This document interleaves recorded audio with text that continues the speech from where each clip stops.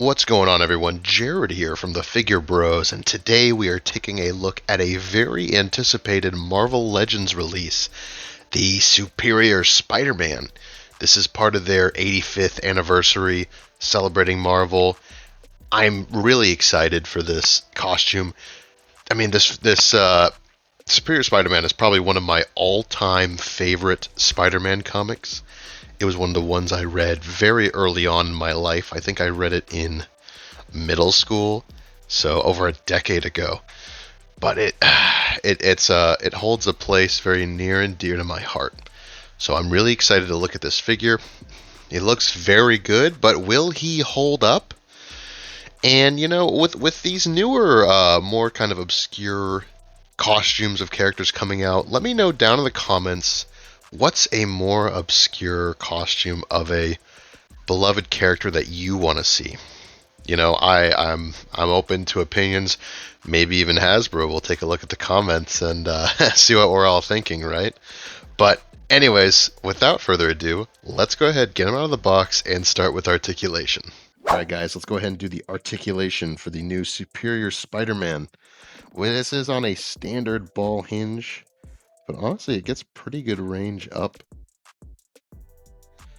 pretty good range down. One thing I like that they did about it is the peg hole is very recessed in here, so it doesn't look like he has like a lollipop syndrome going on. Shoulders go horizontal, they go back a bit with the butterfly, but front a bit with the butterfly, excuse me.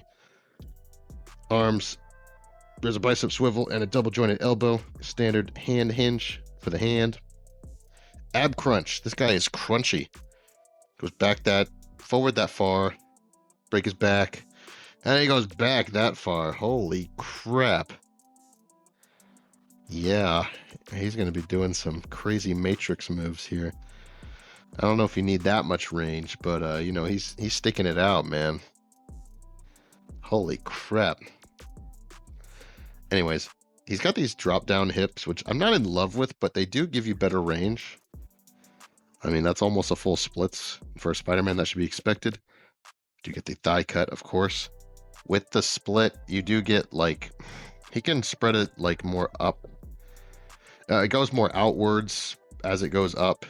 Granted, you still do get better range if, just at an angle. But it's there, and I'm happy to have it. Double jointed knee. Works quite nice. He can almost kick his own butt, which is great. He does have a thigh cut, or a boot cut down here. I'm sorry, guys. I just did the Wolverine video, and I wasn't really happy with him. He did a few stupid things. Like, how the heck does this guy have a boot cut? That Wolverine didn't. Whatever.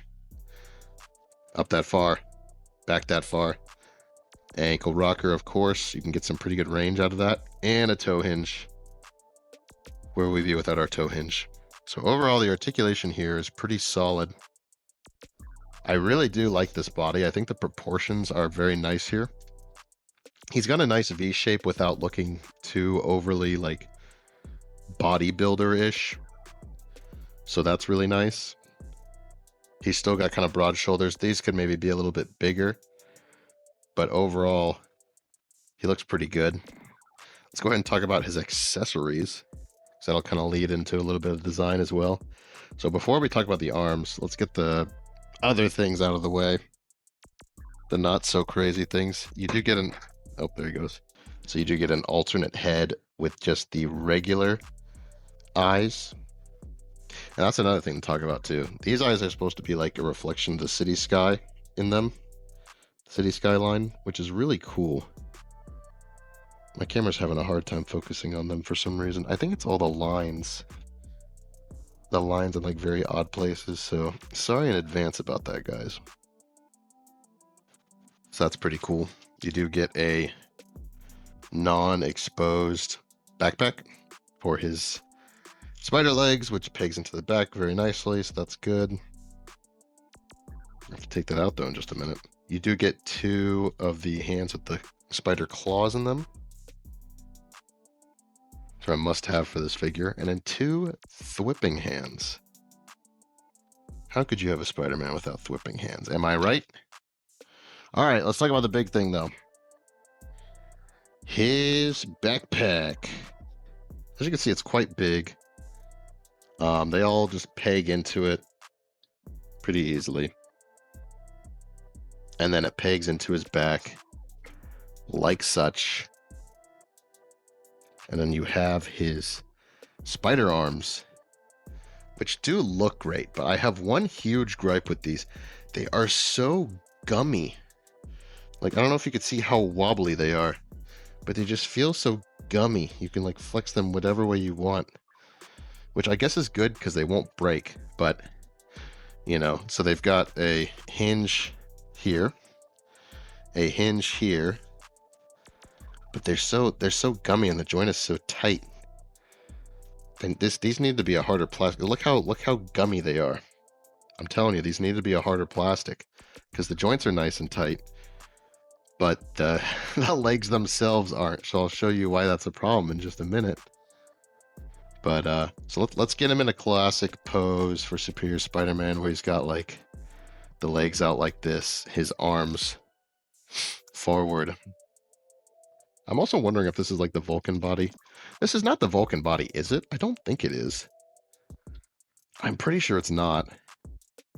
Let's see if we can get a classic pose out of him, because everyone said the spider arms can support him. So we're going to see if you could do it live on camera. We'll do it live.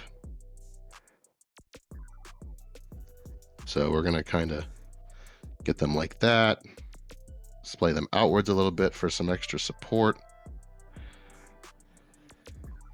See if I can hinge that downwards some. And okay.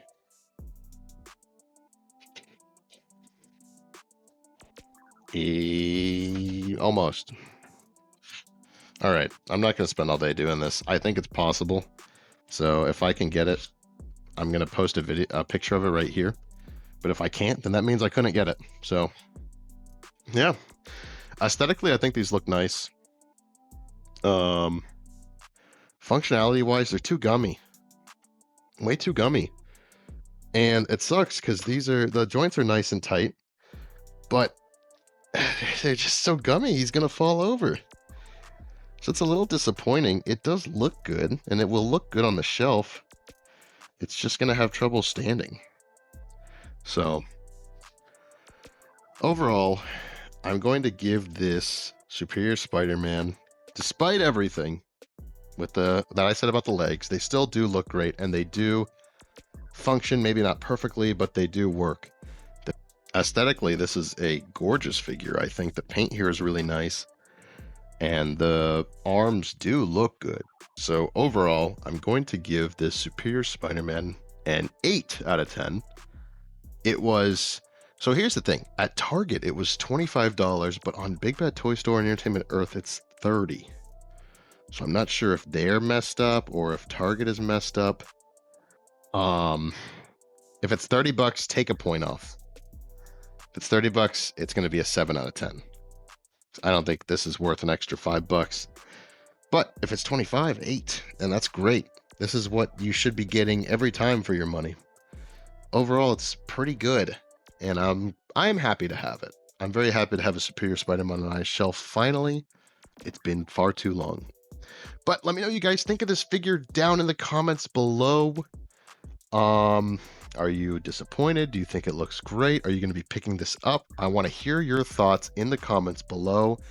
Please like, share, comment, subscribe, or dislike. You know, if you didn't like it, then let me know why. Let me know what we can do better. So thank you guys so much for watching, and I will see you guys in the next video.